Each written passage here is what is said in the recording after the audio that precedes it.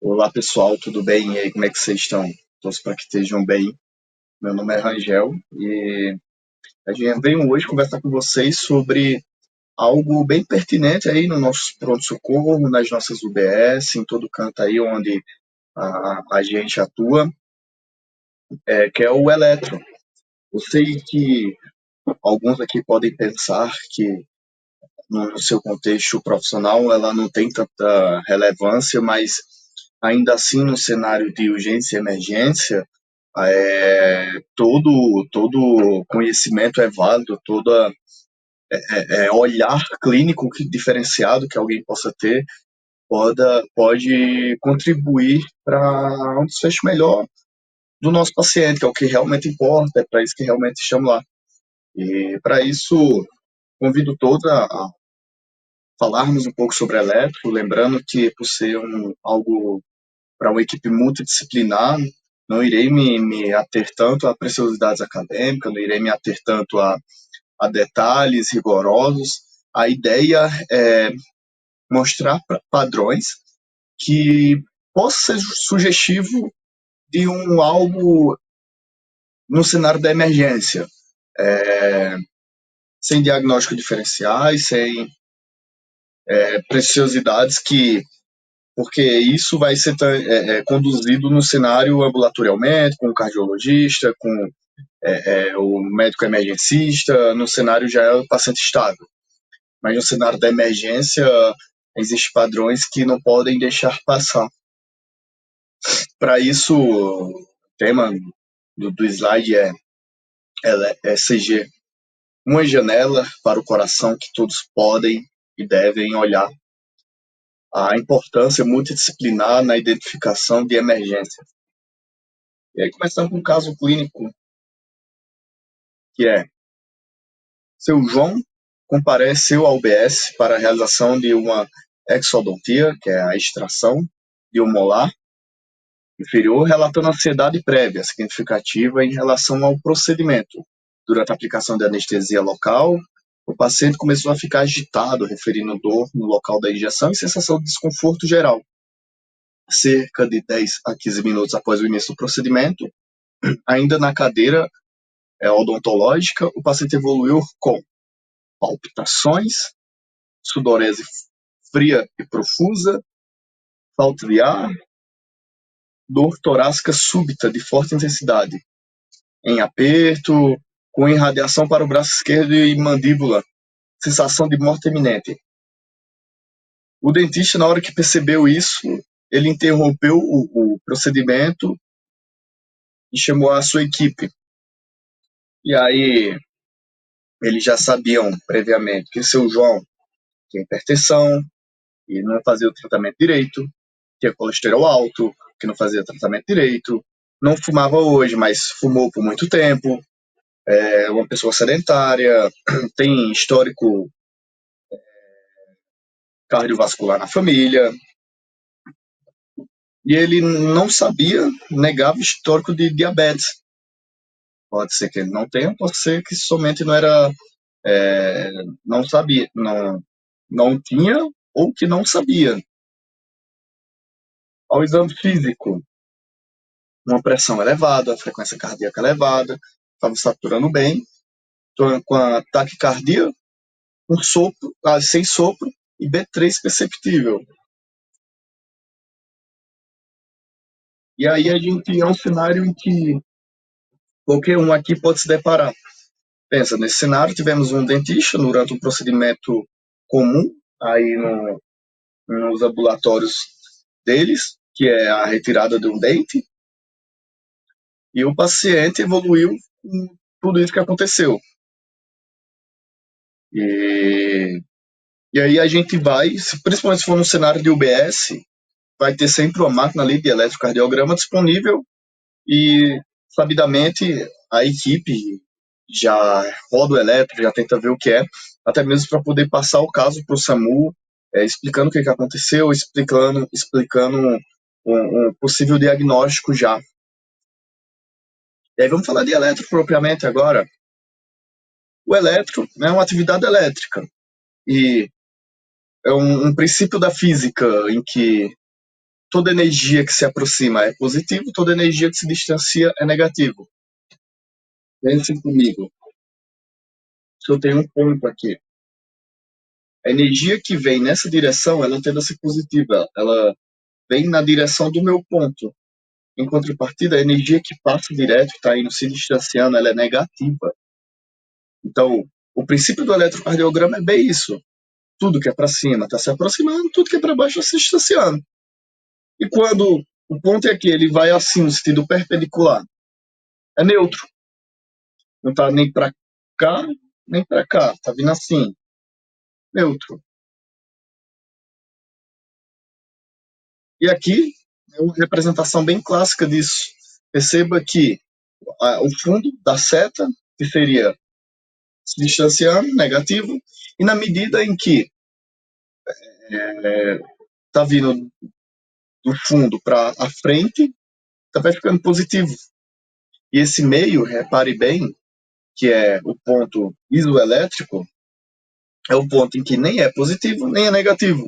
A gente chama isso de ponto isoelétrico, principalmente no cenário de eletrocardiograma. Isso é muito importante entender esses princípios, principalmente quando a gente vai ver desvio de eixo, quando o paciente tem hipertrofia de câmara esquerda, hipertrofia de câmara direita, e esses conceitos como desvio isoelétrico são bem importantes.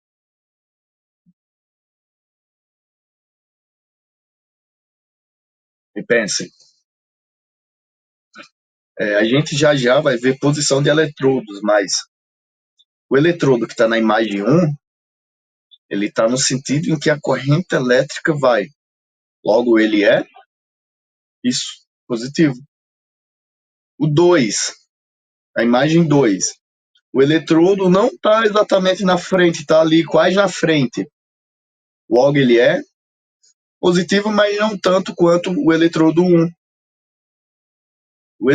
A imagem 3 mostra alguém que não está nem positivo nem negativo, é aquilo que a gente falou, que tem o nome de isoelétrico. E a imagem 4 traz um cenário em que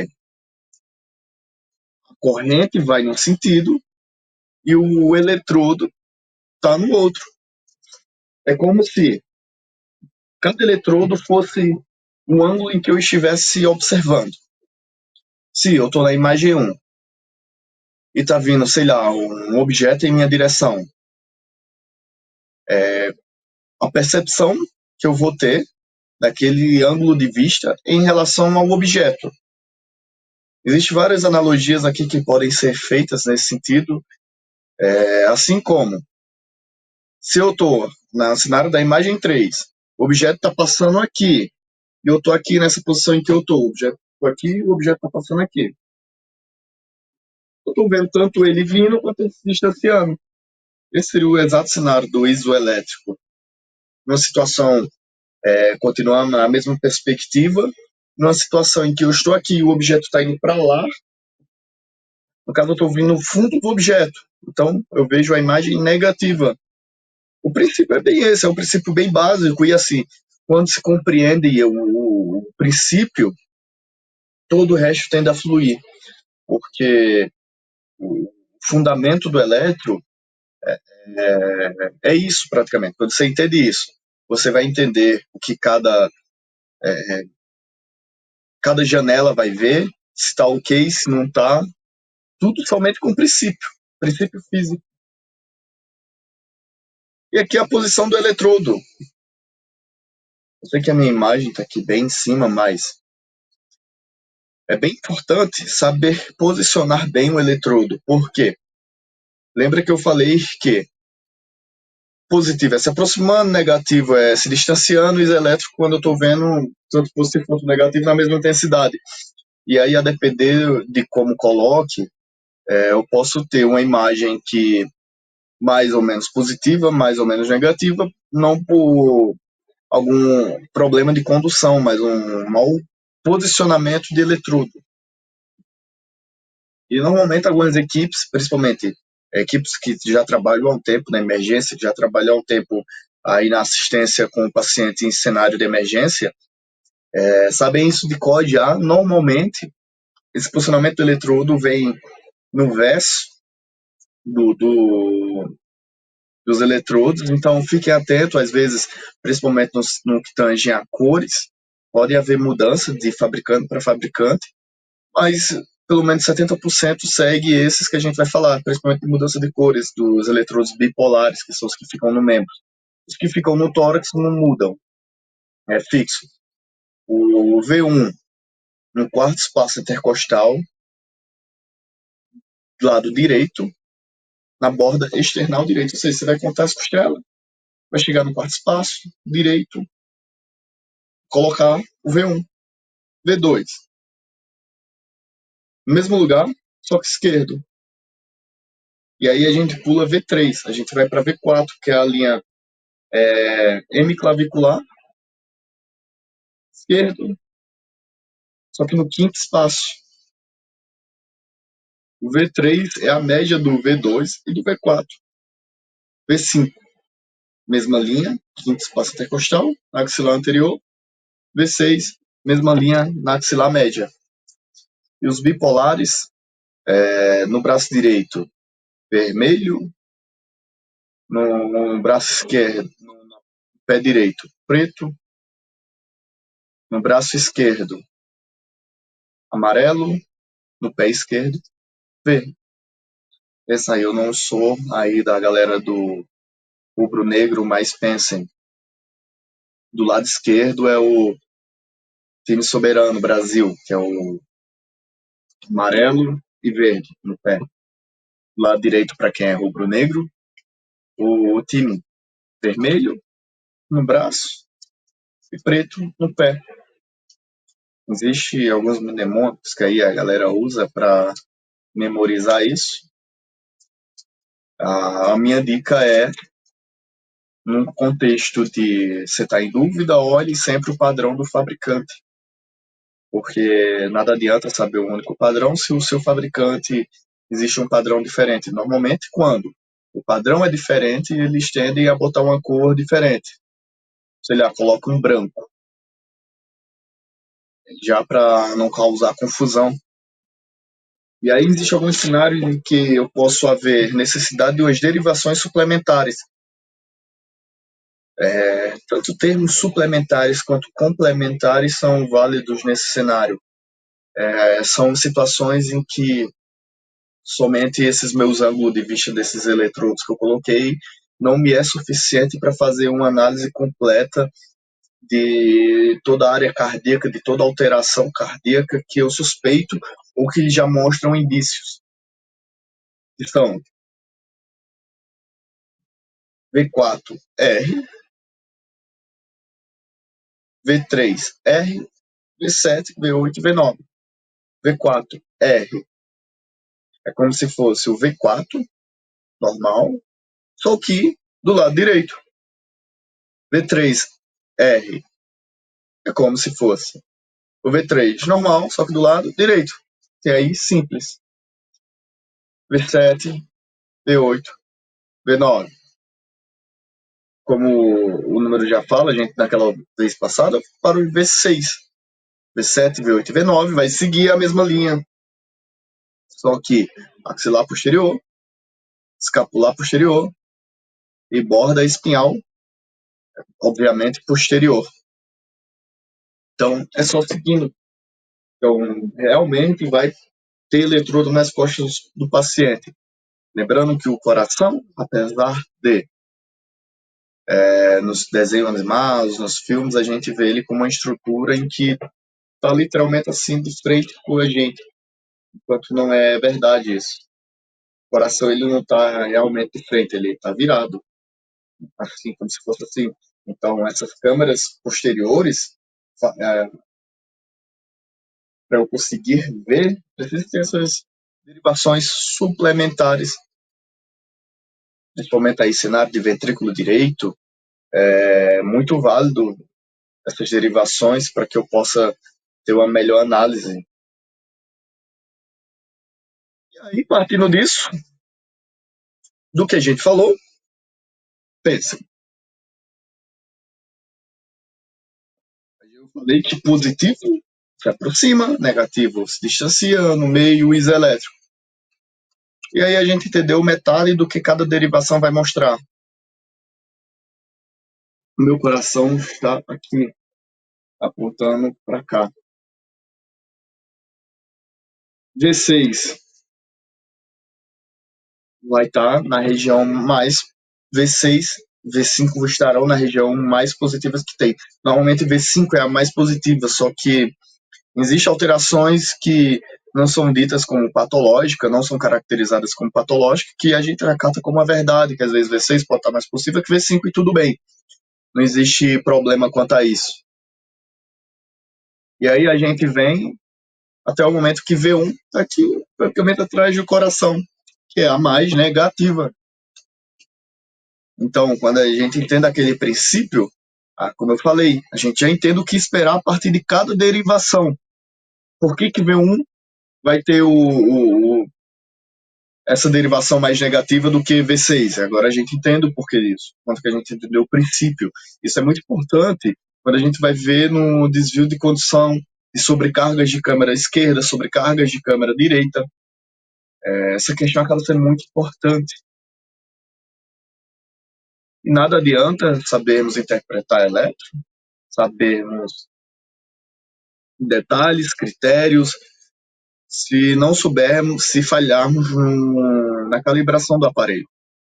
Um aparelho mal calibrado esconde muitas patologias. Não que o paciente não tenha, mas porque o aparelho simplesmente não mostrou. Eu deixei mais que até melhor aqui. Na calibração, isso aqui é fixo. Calibração, o ganho. Algumas marcas têm um N, outras têm um 10. Então sempre deixa lá. Velocidade 25 milímetros por segundo. Se você pegou um elétron, tá lá,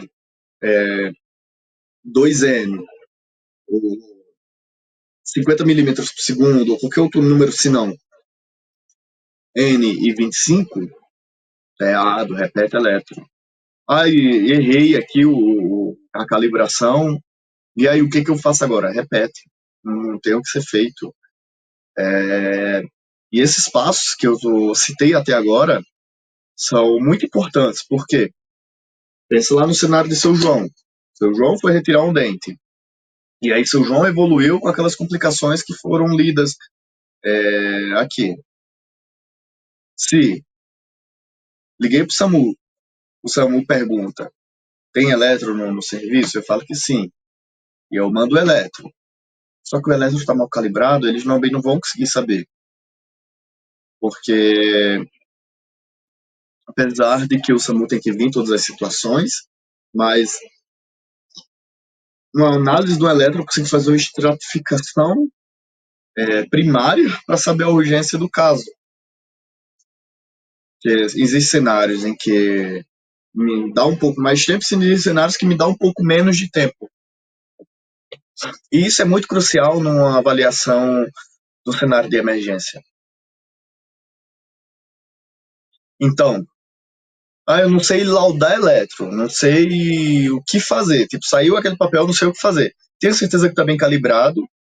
E quando for ligar para a sua central de regulação, mande. Então, até agora, para um contexto multidisciplinar, esses passos até esse exato momento são dos mais importantes, porque num cenário que você realmente não lembra, às vezes, falta de prática, falta de estar contextualizado a um cenário do eletro, faz você esquecer naturalmente algumas coisas. Tudo aquilo que usamos todos os dias consolidamos melhor. O inverso também é verdade. Aquilo que não costumamos ver ao longo do nosso dia a dia, temos a esquecer um pouco mais. Então, no cenário multidisciplinar, em que você não é habituado a ver elétrica, tudo bem, mas acontece uma urgência dessa, você precisa ter certeza da calibração do seu aparelho para que você possa pedir ajuda, para que você possa pedir socorro. Então, se precisar, tirei foto, posso mandar o slide, mas até aqui não falhem, por favor. E agora, falando propriamente sobre cada análise detalhada, a folha do nosso eletro na figura horizontal, cada quadradinho desse, 0,04, vertical, 0,1. Por que isso é importante? porque quando eu for fazer uma análise da frequência cardíaca, eu vou precisar recuperar essa informação. Horizontal, 0,04 segundos, estamos na variável tempo. Vertical, 0,1 milivolts. Lembrar sempre da velocidade de 25 milissegundos. E aqui é o que a gente vai entrar agora propriamente no eletro.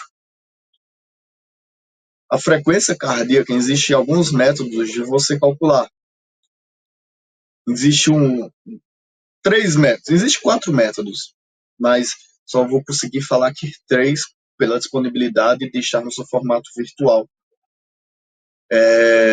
2 delas eu acho complicada e outras 2 práticas. Uma delas é você pegar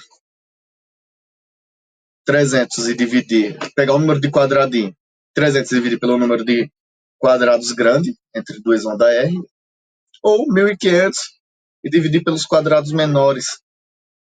Eu particularmente acho esse método muito difícil, principalmente num cenário em que uma folha, o elétron muitas das vezes é muito pequeno e para conseguir enxergar se torna dificultoso, mas se você procura uma análise mais precisa da frequência cardíaca, esse é um método muito válido. Pegar 300 e dividir pelo número de quadrados grandes de 2 ondas R. E como eu falei, existe 4, foram 2. A mais prática de todas, você pega a quantidade de QRS em D2 longo e multiplica por 6.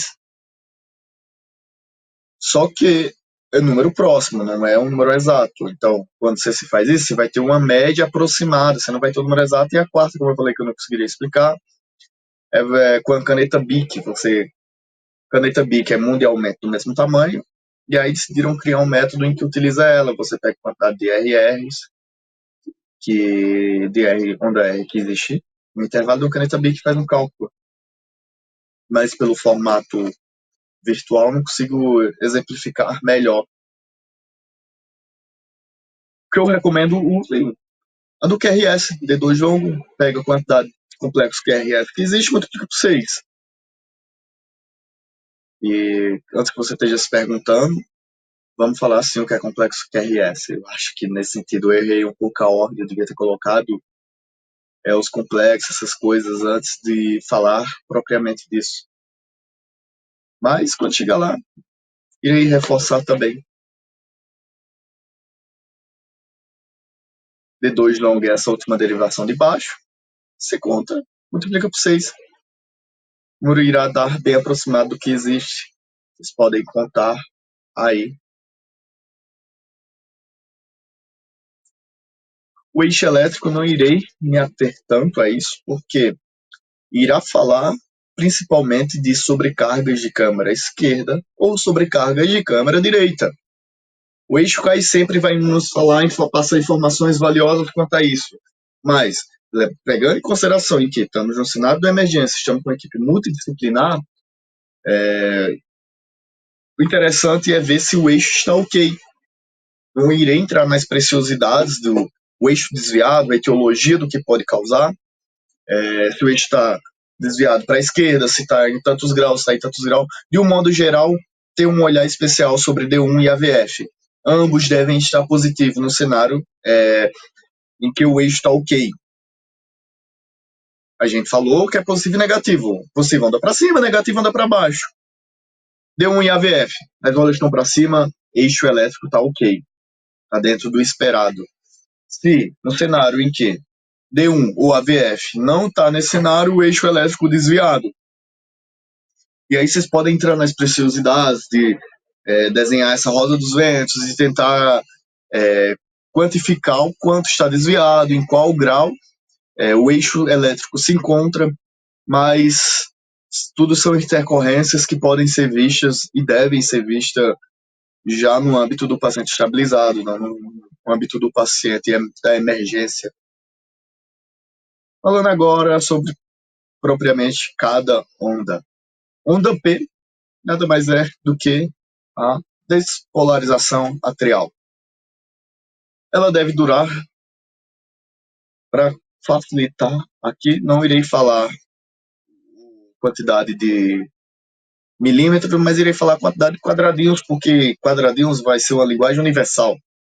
Então ela deve durar 2,5 quadradinhos. Mais do que isso, tem problema na onda P. Vamos investigar. Ela tem um formato um pouco arredondada, deve ser positiva em D1, D2, AVF e obrigatoriamente negativa em AVR.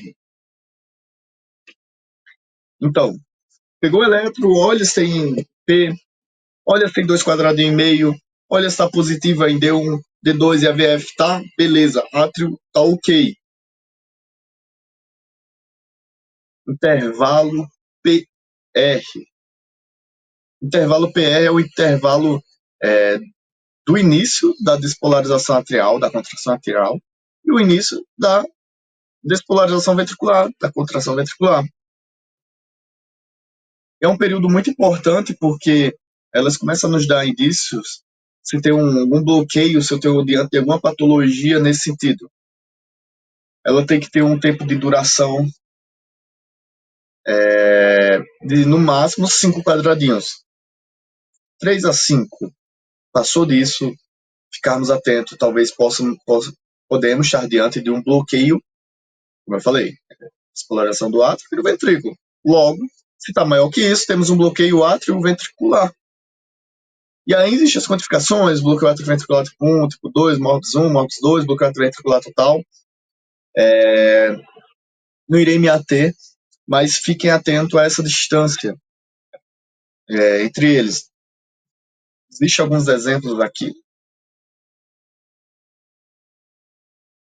Quando o intervalo PR está curto, ou seja, mal um está terminando de contrair, o outro já está iniciando, é problemático, tão quanto. E quando ele está longo, que estamos girando, tem um bloqueio atrioventricular.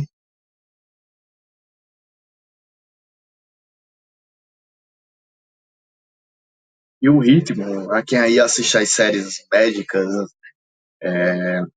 já deve ter se visto, principalmente na comunicação entre a equipe ali multidisciplinar, falando ritmo sinusal. Ritmo sinusal nada mais é do que quando eu tenho presença de onda P, ela estando positiva em D2, D3 e AVF, negativa em AVR. Na mesma derivações, a onda P com distância iguais entre uma onda P e outra, a distância é igual. Então você pega as ondas P e vê se todas são com a mesma distância. E com a frequência cardíaca normal, entre 50 e 100. Antigamente tínhamos um modo, não um modo, mas tínhamos uma cultura de falar que era entre 60 e 100, mas hoje em dia 50 e 100 já é dita como normal. Então, meu paciente está com 55, ele está bradicárdico? Não está normal. Avalia a perfusão, avalia a pressão, tá tudo que o paciente está normal. Não tem para que nos estressarmos com esse cenário. O complexo QRS é a despolarização do ventrículo. A ventrículo é a área que mais tem massa, que aí, principalmente o ventrículo esquerdo, vai mandar o sangue para todo o nosso corpo. E aí existem alguns padrões anômalos de despolarização ventricular, em que eu particularmente não acho necessário, principalmente no cenário de emergência, saber várias síndromes clínicas relacionadas a isso, mas saber que QRS, que é o complexo QRS, e mais para frente a gente vai ver os desvios, saber reconhecer, saber se existe aberrância, saber se está regular. Normalmente a gente usa a onda R é a onda positiva do complexo QRS. A gente usa o intervalo entre elas para saber se está regular. Então pega uma régua, vê se o intervalo R e R estão iguais. Iguais, regular. Nos distúrbios de aí a gente vai ter, seja ele uma onda R mais positiva, uma onda S mais negativa, e existem condições em que teremos Q patológica, mas no cenário de uma emergência em que estamos diante da equipe multidisciplinar, não há necessidade de nos atentarmos a essas preciosidades, principalmente tendo em vista que se estamos pensando em situações que são potencialmente graves à vida do nosso paciente.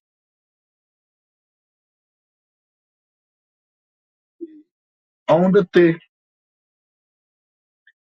quando falamos da onda P, falamos de um formato mais arredondado, e aqui o formato da onda nos fala muito sobre o contexto desse paciente. Aqui eu não me importo tanto com a quantidade de quadradinhos que a nossa onda tem. Não é importante? É um pouco mais no cenário ambulatorial, no cenário da emergência, eu não me importo tanto com isso. O que eu me importo? Da morfologia dessa onda T. Por quê? Perceba que a T, ela obrigatoriamente tem que ter um formato assimétrico. O que eu quero falar mais assimétrico? Ela sobe mais lenta e desce rápido.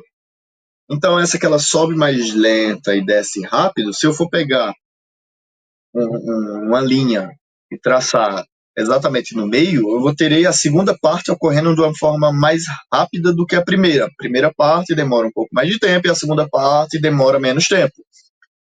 Isso é muito importante, porque no cenário de uma emergência em que eu tenho uma onda T, peguei e uma onda T assim, ó, simétrica, peguei, tracei uma reta daqui para cá, e o meu tamanho daqui para cá tá a mesma coisa, vou ter um cenário que muito provavelmente me indica hipercalemia.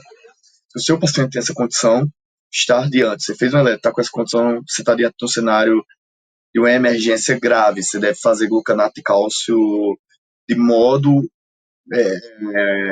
emergencial para seu paciente. É um cenário em que o paciente ele tem uma hipercalemia, fica atento principalmente em pacientes que têm doença renal crônica, que vão ter que terão dificuldade de eliminar esse eletrólito, e a persistência desse sinal, dessa onda T intenda, que a gente chama, ou onda T apiculada, pode levar a cenários de arritmia e provavelmente parada. Então, é um cenário potencialmente fatal, fiquem atentos. Lembrando que o glucanato de cálcio não vai servir para diminuir o potássio, só vai servir para estabilizar nossas membranas miocárdicas. No cenário do seu João, se fosse o caso, o glucanato de cálcio não iria resolver o problema dele, somente nos daria tempo até esperarmos o SAMU chegar, ok? E falando agora sobre o que todo mundo conhece um pouco, segmento ST. Segmento ST, num cenário da emergência, é algo em que todos devem conhecer. É aquele amigo, aquela pessoa popular do bairro em que todo mundo conhece, todos devem conhecer mesmo. Já fiquei sabendo em que o segmento ST pode diferentes morfologias que podem indicar infarto, pericardite, repolarização precoce, bloqueio de ramo esquerdo, aneurisma de ponta, síndrome de Brugada, aumento de pique, beleza, mas ainda assim não pode passar despercebido. Segmento ST, todo mundo tem que saber, todo mundo, todo mundo. A pessoa que entrou hoje na faculdade, amanhã tem que saber síndrome de ST, segmento ST. Por quê? Um dos sinais mais conhecidos acerca do infarto agudo do miocárdio.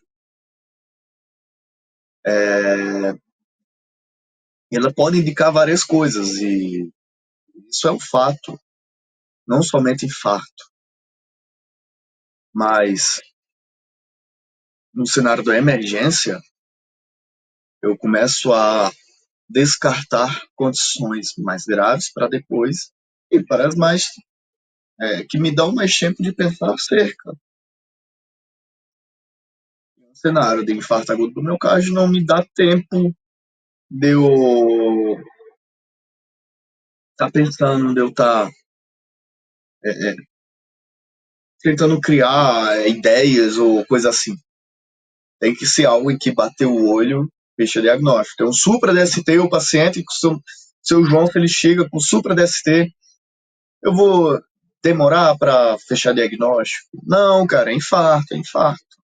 Então, é um cenário em que não dá para ficar em dúvida, é um cenário em que não dá para atrasar diagnóstico, é um cenário em que não dá para eu estar ir no outro andar, conversar com meu colega,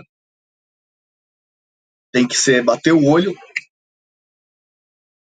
ok?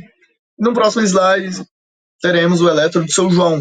Seu João teve aquele cenário todo que a gente leu no começo, a equipe da enfermagem rodou um eletro, e o eletro de seu João foi esse. E aí,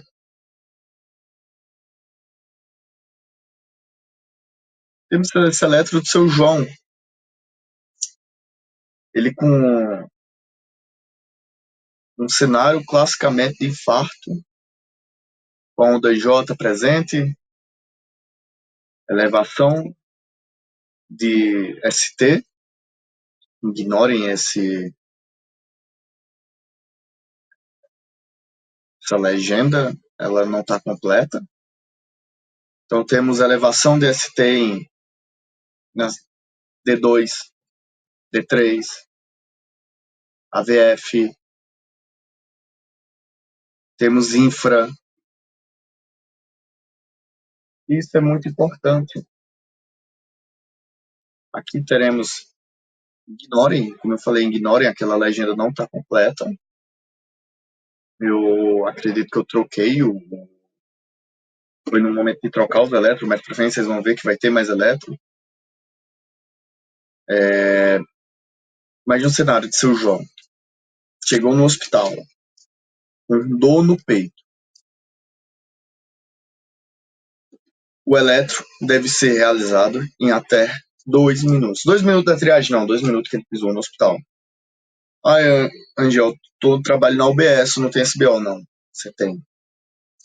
Ah, eu sou, sei lá, eu sou personal, trabalho na UBS e, cara, só tem você.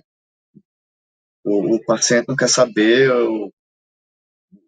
a qual conselho você responde. O paciente quer ajuda. Então, se você é a pessoa que pode oferecer ajuda, é você que deve oferecer ajuda. Em até 2 minutos um eletro, em até 10 minutos esse eletro tem que ser sido analisado. E aí, a depender do tempo em que ocorre do evento isquêmico, eu tenho aparecimento ou desaparecimento de alterações dessa alteração isquêmica. O coração ele é irrigado pelas coronárias direita e esquerda, circunflexas e descendente anterior. E aqui cada uma dessas vai ter alterações em determinadas áreas do coração. Poderia ficar aqui falando que descendente anterior, vou ver um AV6, circunflexas, vai pegar parede lateral, coronária direita, vai pegar parede inferior, que vai ficar D2, G3 e AVF. Poderia, mas no cenário de emergência eu preciso me ater mais à preciosidade de reconhecer do que estratificar a coronária. Num cenário em que você é o médico, você precisa sim saber estratificar qual coronária. No cenário em que você é um profissional não médico, você precisa reconhecer a alteração isquêmica.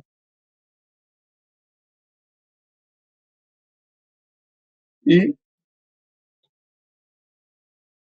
a alteração ST é aquilo que a gente viu, elevação complexo QRS, a alteração que vai subir esse intervalo logo após o complexo.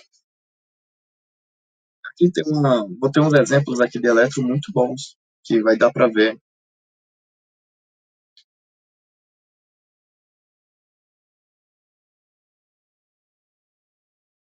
Só esse slide aqui vai mostrar algo que cuidado com aonde você olha. Porque V2, quando você, ponto importante aqui, quando você vê supra, para ser infarto, necessariamente tem que ter supra ou infra em duas derivações contínuas. Tipo, se eu tenho V1, V4, suprado, e entre elas não tá, não é, vamos atrás, vamos raciocinar, gastar neurônios, descobrir o que está acontecendo com esse paciente. Tem que ser obrigatoriamente V1, V2, V2, V3. Também pode acontecer de modo simultâneo, V1, V2, V3. Mas jamais V1 e V4. Jamais V1 e V6. Jamais V1 e V5. E cuidado a depender da parede que olhe, porque se estiver olhando para V2 e V3, para mulheres tem que ser maior que 1,5. Para homens, 2 ou 2,5, a depender da idade. Então, essas preciosidades, a mesma coisa, tipo, se eu estiver olhando para paredes posteriores, que é aquelas derivações suplementares que falamos, 0,5 eu já cato. De um modo geral, são coisas aberrantes. São coisas em que não abrem dúvida, são mais de 2,5. Então, aí se enquadra em todos os cenários. Só fiquem atentos se não está de modo difuso. Difuso que é em toda derivação que você olha está suprado. Porque aí se for ensinarem que toda derivação que olha estiver suprado, aí a minha hipótese diagnóstica principal para de ser infarto e passa a ser pericardite. Então, só tenho que ficar atento a isso.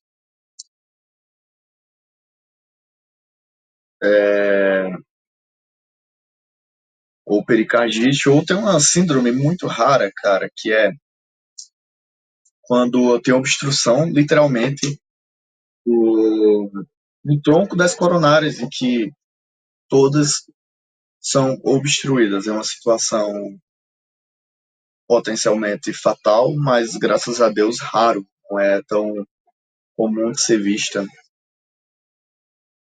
E graças a Deus, porque é uma situação em que, como se eu tivesse cortado, como não, é cortando literalmente todo o fluxo sanguíneo que vai irrigar essas câmaras cardíacas. E aqui eu tenho as alterações que vão ocorrer de acordo com o tempo. A gente muito fala sobre elevação do segmento ST, mas ele não é a única nem a mais precoce, mas é a mais conhecida. Mas você que é médico, você que atua no cenário da emergência, que precisa saber reconhecer isso mais precocemente, precisa estar atento a esses outros cenários em que prolongamento de QT, onda T hiperaguda pode ser sugestiva, como já mencionado, segmento ST, Q patológica, inversão de onda T, e principalmente Q patológica, inversão de onda T, para saber se o paciente teve uma angina, já teve um infarto. Me fala muito acerca do passado também. Pega um eletro do seu João, vejo que ele tem onda Q patológica, ou ainda tem invertida, e eu começo a questionar ele. Principalmente existem alguns profissionais que, principalmente para a liberação de atividade física, exigem um eletro antes.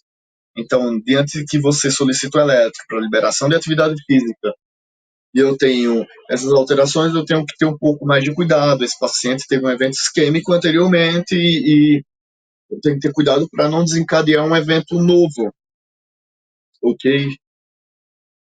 Você vê como eletro é importante.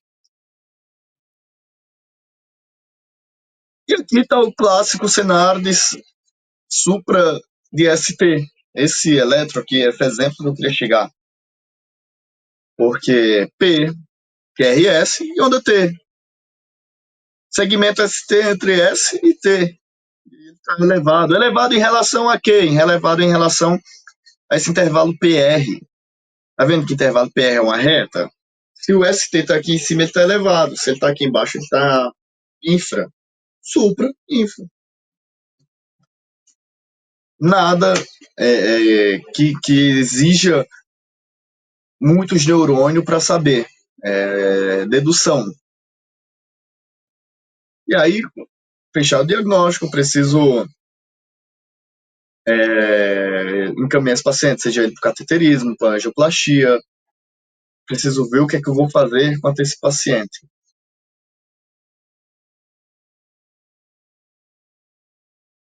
E que, como eu falei, se nos cenários em que eu tenho essa difusa, a maioria das vezes é pericardite, mas eu posso ter um cenário em que realmente esse paciente teve o ramo coronariano obstruído. Temos outro caso. Senhora Maria participava de sua sessão regular do programa UBS Ativa, que consistia em caminhada leve e exercício de alongamento orientado por um educador físico. Ela estava aproximadamente 15 minutos na sessão, realizando uma caminhada em ritmo moderado, quando teve uma prece.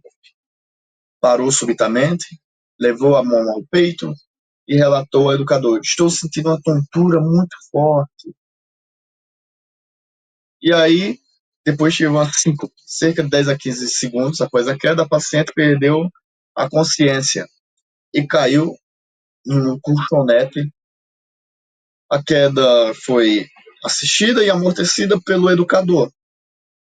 E aí ela teve uma recuperação espontânea e rápida, foi em menos de 30 segundos, e ela permaneceu ainda assim um pouco confusa e pálida, e sensação de fraqueza extrema. O educador físico, sabidamente e rapidamente, acionou a equipe da enfermagem, solicitando ajuda.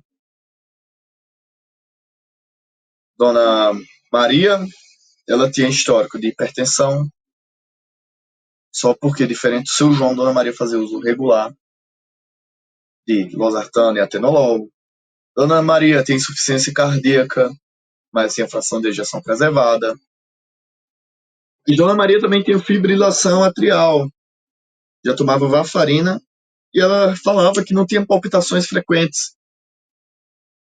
Tem hipotireoidismo controlado e tem já histórico de infarto prévio ao diabetes. E diabetes, na verdade. No exame físico, a pré estava hipotensa, frequência cardíaca elevada, só porque a frequência cardíaca dela estava em ritmo irregularmente irregular. Ou seja, muito estava irregular.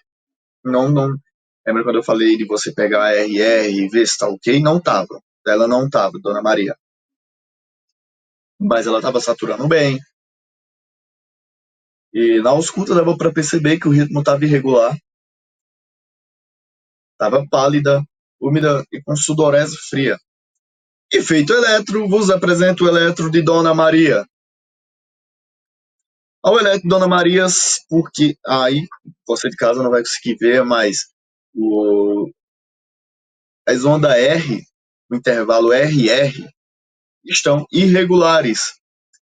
Se você for olhar principalmente ali em D2, se D2 longo, D2 lá de cima, você vai ficar mais fácil perceber que RR está irregular. Perceba também que aí me falta mais algo. Eu não tenho a presença de onda P. Então, lembrando lá das séries americanas, as séries que a gente assiste médicas por aí, que fala ritmo sinusal. Aqui não está sinusal. Lembra que já não obedece dois critérios. Se não obedece, não está sinusal. Qualquer um critério daquele, eles perdem o título de sinusal. E um conceito, um macete, melhor falando, para macete conceito, né? Macete que não tiver alinhado com o conceito é um macete errado. Que possa ser usado nesse cenário é olhar como está o QRS. QRS está curto. Estou falando de questões atriais.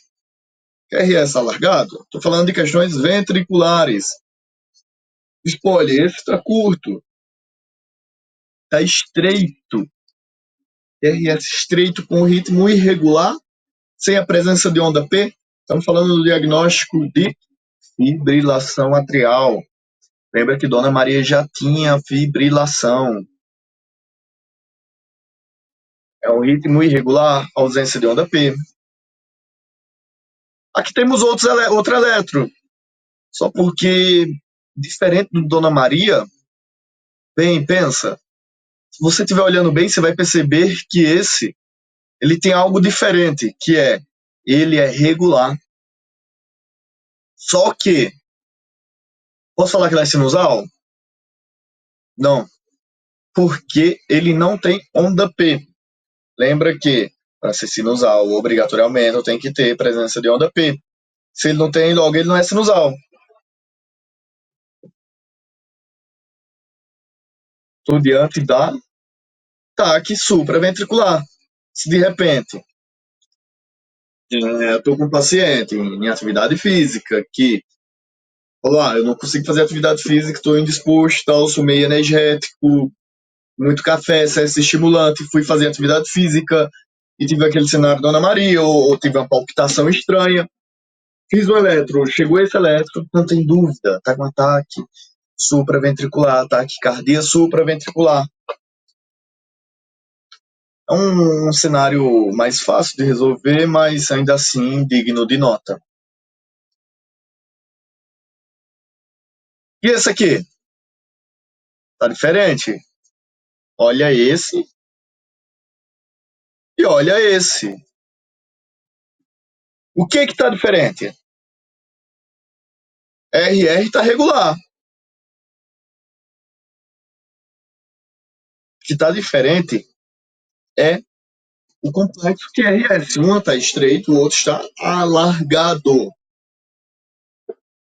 Se eu tenho o meu complexo QRS alargado, desse modo, sem a presença de uma onda T, eu estou diante de uma taquicardia ventricular.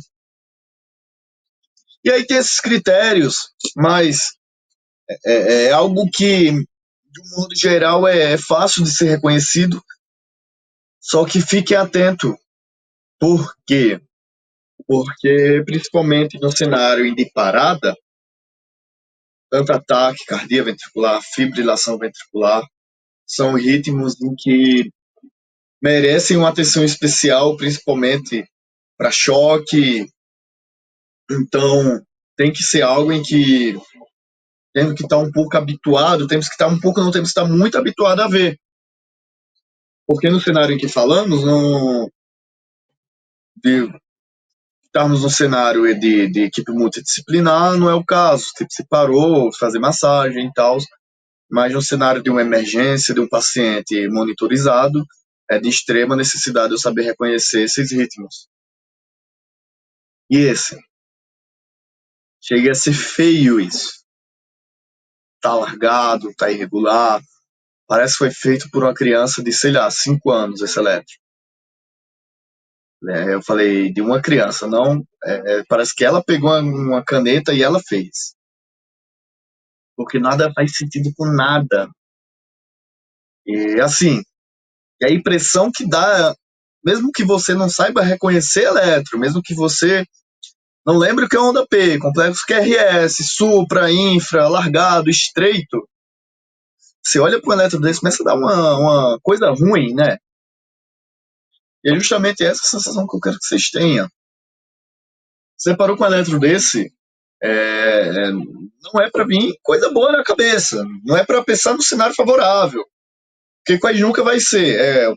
O ventrículo que é responsável por mandar o sangue para, principalmente o ventrículo esquerdo, para todo o nosso corpo, ele está totalmente desordenado.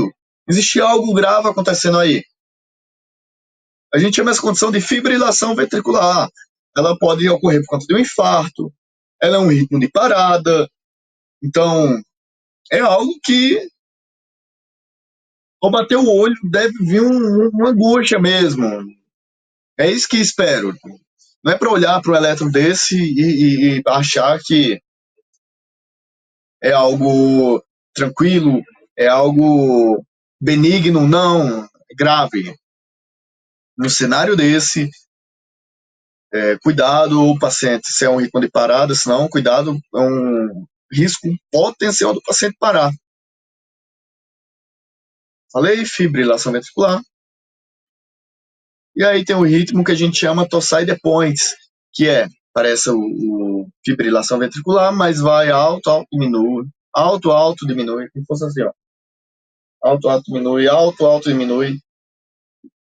E cuidado também, só porque aqui esse ritmo é causado por hipomagnesemia, por magnésio baixo. Então, isso é mais no cenário de emergência, para fazer magnésio ali de modo emergencial, mas é causado por os triciclo, amitriptilina, o paciente que toma amitriptilina ou qualquer antipsicótico, deve ser algo que eu tenho que ficar atento, de tal modo que aí quem toma, principalmente a amitriptilina, que é um disponível, bem disponível, é comum o psiquiatra solicitar um eletro antes, para ter segurança. Às vezes, alguns psiquiatras até mesmo solicitam o perfil de eletrólito desse paciente. E aí eu dei um eletro, o paciente está reto, assim, o paciente está morto. Ah, Angel, o paciente está aqui falando comigo. Quer dizer que ele está morto e falando não? Ou, de repente, se ele não tiver acordado e sem pulso, pode ser mesmo. Ausência de atividade elétrica. Mas a primeira coisa que eu vou pensar, não. Eu vou pensar no protocolo que se chama, é até engraçado, por isso que o pessoal não costuma esquecer tanto esse protocolo, que é o protocolo cagada, que é cabo ganho derivação. É bem prático isso. A linha está reta, ó, duas coisas. O paciente está parado, que fala em ritmo de parada, cardio respiratória, está sem atividade elétrica no coração, ou a máquina está com problema. Ou, sei lá, o cabo está desconectado.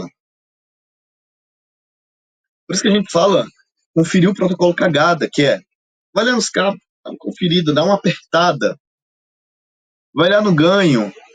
Às vezes, pensa, essa, essa caneta está movendo, todo mundo está vendo ela movendo. Mas se de repente você vai para uma distância de 10 km, 10 km não, mas já vai para uma distância de 1 km, você nem vai conseguir ver a caneta. Você vai dizer para mim que a minha mão está parada. Você vai dizer que a minha mão está parada? Não, quer dizer que você só não está conseguindo ver pela distância. Então, ganho é como se eu estivesse pegando e estivesse dando um zoom assim, ó, para mim ver. Às vezes pode estar realmente com amplitude baixa, mas amplitude baixa é diferente de sem ritmo, sem amplitude. E derivação muda de derivação. Normalmente os monitores são os que são digitais, é só você clicar em cima do nome e lá tem a opção. Ganho 1x, 2x, 4x. A derivação você consegue mudar lá também. Então dá uma mudada de derivação, confere. Às vezes seu paciente está bem e só está com essa alteraçãozinha mesmo, está com problema no maquinário, ou então o paciente às vezes veio a óbito. De tal modo em que quando um cenário de assistência hospitalar, quando o paciente realmente vem a óbito, uma das formas de comprovação é a ausência de atividade elétrica no coração.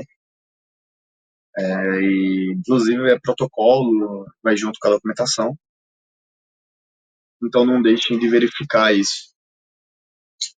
E, pessoal, agradeço imensamente a oportunidade de estar aqui com vocês, falando acerca de um assunto que eu amo, de um assunto que me faz bem falar acerca de. Para qualquer dúvida, estou à disposição. Esse é meu e-mail. Siga-me nas redes sociais. Quem quiser o material, só mandar o e-mail que vou estar enviando todo esse material. E se quiser mais, se de repente você percebe que precisa de um material complementar, posso estar mandando, posso estar fazendo indicações de livros, posso estar tirando dúvidas. Fiquem à vontade. E é isso. Muito obrigado pela ocasião. Qualquer dúvida também, estou aqui à disposição, tá? Fiquem com Deus.